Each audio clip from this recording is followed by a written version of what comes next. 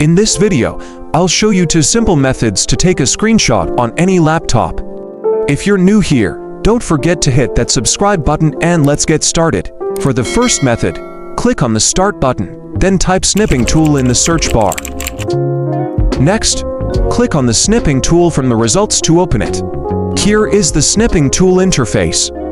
Click on the new option to take a screenshot. Your screen will become slightly blurred, and your pointer will change into a cross.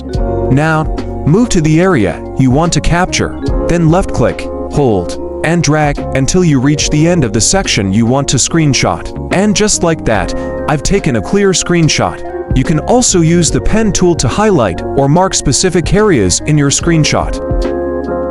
Next is to click on the Save Snip icon to save your screenshot.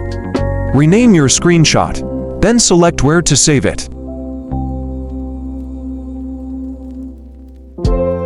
Click on Save to save your screenshot. That is method 1. Remember, before we go to method 2, click on the subscribe button below if you have not done so. If you already did, thanks. The second method doesn't require any tool at all.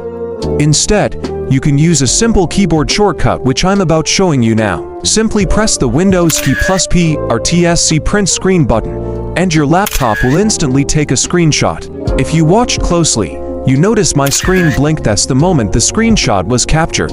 To find where your screenshots are saved, press the Windows key and type screenshot in the search bar. Now, click on Open File Location.